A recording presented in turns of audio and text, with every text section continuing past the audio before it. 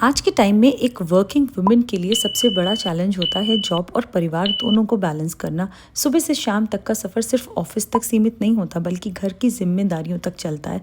कभी बच्चों के स्कूल का टेंशन तो कभी ऑफिस की डेडलाइन का प्रेशर। बीच में अपनी थोड़ी सी खुशी के लिए टाइम निकालना भी मुश्किल लगता है, लेकिन फिर भी पर्सनल और प्रोफेशनल होने के साथ साथ हर वर्किंग वुमेन हर दिन एक नई कहानी लिखती है, हिम्मत, प्यार और डेडिकेशन की। Hi guys, welcome and welcome back to the channel. कैसे हैं आप सब? आई होप आप सब बिल्कुल ठीक होंगे। आज मैं आपके साथ एक ऐसे टॉपिक पर बात करने वाली हूँ जो मुझे लगता है कोई भी वर्किंग वुमेन यहाँ पे होगी ना, इस टाइम पर देख रही होगी इस वीडियो को, वो मुझसे रिलेट कर पाएगी मेरी इन सारी बातों से। क्योंकि जब हम वर्किंग होते हैं तब हमारे साथ में एक ये चीज़ की कहानी रहती है कि हमारे पास एक ही साइड का प्रेशर नहीं होता है, हमारे पास होता है हमारे परिवार के साथ में, और जो हमारा ऑफिस का जो काम होता है उन सारी चीज़ों में बैलेंस बनाना, जो एक्चुअली में बहुत ज़्यादा टफ होता है। स्पेशली उसमें भी जब चीज़ें ऐड ऑन हो जाती हैं हमारे परिवार में, जैसे कि जब हमारे ऐसे छोटे छोटे बच्चे होते हैं। तो आज मैं आपके साथ वही सारी छोटी छोटी सी चीज़ें शेयर कर रही हूँ कि मैं कैसे इन सारी चीज़ों को मैनेज करती हूँ, जिससे कि मेरी हर एक चीज़ को भी मैं उन्हीं 24 आवर्स में कवर कर पाऊँ और बहुत ज़्यादा हेक्टिक भी ना मुझे मेरी लाइफ लगे। और प्लस जो सबसे बड़ी बात होती है कि मैं अपने परिवार को भी टाइम दे पाऊँ। अगर मुझे कहीं बाहर जाना है, किसी पार्टी में भी जाना है, तो इन सारी चीज़ों को मैं कर पाऊँ। तो जैसा कि आपने देखा, यहाँ पे मैं मोहक को बैठ करके पढ़ा रही हूँ, और पहले भी मैंने आपके साथ ये चीज़ शेयर करी हुई है कि मैं दोनों को पढ़ाती हूँ, बट एक अलग अलग रूम में बैठा करके, अलग अलग टाइम दे करके।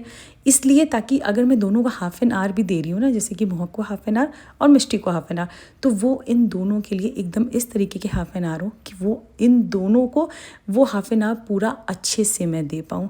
दोनों की वजह से एक दूसरे को बिल्कुल भी पैरेलल बैठा करके ना, उसी टाइम पर आमने सामने बैठा करके वो एक कोई ट्यूशन टाइप की क्लास चलाना मुझे नहीं समझ में आता, इसलिए मैं इन दोनों को अलग बैठाती हूँ। हाँ, सच बताऊँ तो हाफ एन आवर से ज़्यादा मैं टाइम नहीं दे पाती हूँ, स्पेशली इनकी पढ़ाई के लिए। इसीलिए इनको मैंने जो सबसे बड़ा काम कर दिया है।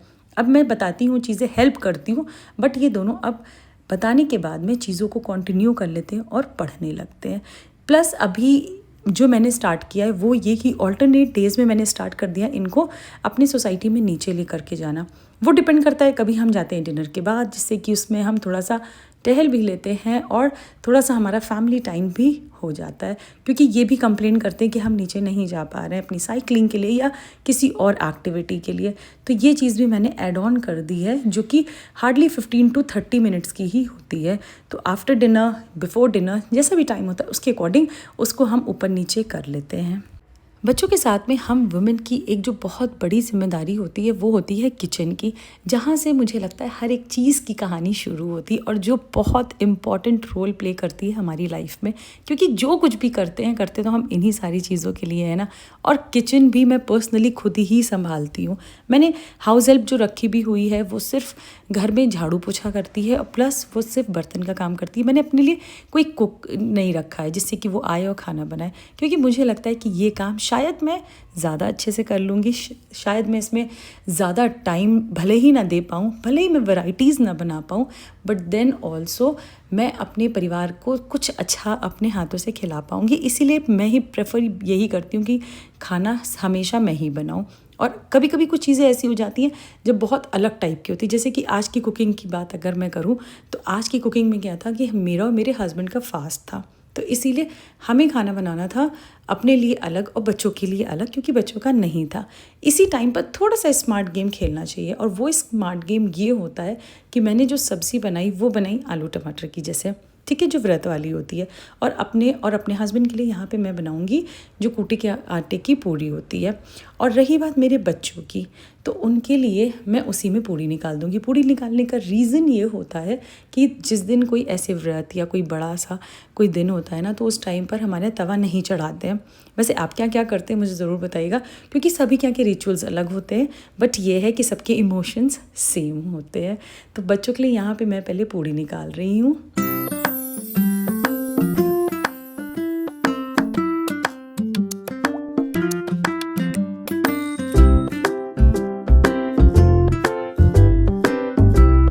जो सब्ज़ी बनी थी व्रत वाली, उसको साइड में रख दिया गैस पर। इस टाइम पर कुछ ऐसा नहीं है। और यहाँ पे मैं बच्चों के लिए पहले पूड़ी निकाल दूँगी, उसके बाद में फिर पूरे किचन को अच्छे से दोबारा साफ़ करना पड़ेगा। हालाँकि थोड़ा-सा काम बढ़ जाता है इन सारी चीज़ों में, लेकिन अगर हम मैनेजमेंट के साथ में, मतलब टाइम मैनेजमेंट के साथ में चीज़ें करके चले ना, तो चीज़ें ज़्यादा ईज़ी हो जाती हैं और हम आसानी से, ये जो लोग कहते हैं ना ये बड़े-बड़े काम नहीं होते हैं, चीज़ें हमसे मैनेज नहीं होती हैं, बहुत आराम से हो जाएंगी। अगर इनिशियल स्टेज में प्रॉब्लम आ रही है, समटाइम्स मैं मान सकती हूँ, क्योंकि जब इनिशियल स्टेज होती है ना, तो चीज़ों को मैनेज करना हमारे हाथ में नहीं होता है, तब चीज़ें समझने में ही बहुत ज़्यादा टाइम लग जाता है। बट जैसे जैसे डेली रूटीन में ये सारी चीज़ें आएंगी, सारी चीज़ें ईजिली मैनेज भी हो जाती हैं। बस ये है कि थोड़ा सा जो कहते हैं ना दिमाग का खेल है, तो बस यहाँ पे सिर्फ़ और सिर्फ दिमाग का ही खेल है कि चीज़ें हमें कैसे मैनेज करनी है। अगर काम को पहले ही टेंशन ले लेंगे, पहले ही बोझ बना लेंगे, तब तो फिर आगे सच बताऊँ तो काम भी नहीं होगा, और उसके बाद में जो स्ट्रेस का लेवल होगा ना, वो सिर्फ़ और सिर्फ बढ़ता हुआ चला जाएगा और कुछ नहीं होगा। इसलिए चीज़ों को मैनेज करना हमें स्टार्ट कर देना चाहिए। And this is for everyone, not only for working, even home makers हैं, उनको भी ये सारी चीज़ें देखनी है, क्योंकि वो भी 24 आवर्स ही काम करती हैं। तो यहाँ पे अगर मैं ये बात करूँ, जिस तरीके से यहाँ पे मैं पूड़ी बना रही हूँ ना, मैं पहले बिल्कुल नहीं बना पाती थी, कभी मुझे नहीं आया ये बनाने, लेकिन धीमे धीमे इस चीज़ की हैबिट में मैं लेके आने लगी। मुझसे छोटी छोटी सी मैंने बनाना स्टार्ट किया, थोड़ी सी मोटी बनी, लेकिन देखिए उसके बाद आज ये परफेक्ट बनने लगी हैं। बिना बेले मैं ऐसी पूड़ियाँ बना लेती हूँ, और सच बताऊँ तो ये बहुत ज़्यादा टेस्टी बनती भी हैं अब मुझसे। तो बस इसी तरीके से जो मेरे किचन का काम है, उसे मैंने आज यहीं पर ख़त्म किया। नेक्स्ट बात कर लेते हैं हमारी फैमिली की, मतलब हमारे और भी जो फैमिली मेम्बर्स हैं, जैसे कि हमें जाना होता है कहीं पार्टी में, तो ऑफिस से आने के बाद में ये लगता है ना कि अब टाइम नहीं है, हम नहीं जा पाएंगे, लेकिन वो भी काम हमारी लाइफ का एक बहुत इम्पॉर्टेंट हिस्सा है, इसलिए उसे भी करना बहुत ज़्यादा ज़रूरी है, जैसे कि और सारे काम। सो बस उसके लिए भी थोड़ा सा टाइम निकालना, इसी तरीके से जैसे कि मैंने अभी बात करी ना कि हमें चीज़ों को कैसे मैनेज करना है, वो सारी चीज़ें हमारे ऊपर है। इसलिए चीज़ों को बोझ बनाने की जगह चीज़ों को कैसे मैनेज करें, इस चीज़ के बारे में सोचना स्टार्ट कर दीजिए, फिर देखिए चीज़ें ईजिली हो जाएंगी।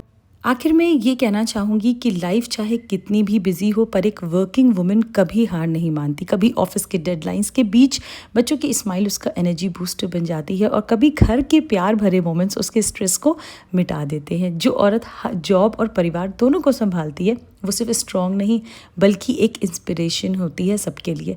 थोड़ी सी प्लानिंग, थोड़ा सपोर्ट और खुद पर भरोसा हो तो हर औरत अपनी लाइफ का परफेक्ट बैलेंस बना सकती है, क्योंकि असली सक्सेस वही है जब करियर भी चले और परिवार भी मुस्कुराए। So that's it for today's video लगी अच्छी तो कर लीजिएगा सब्सक्राइब मेरे चैनल को, और वीडियो को लाइक करना बिल्कुल भी मत भूलिएगा। Thank you for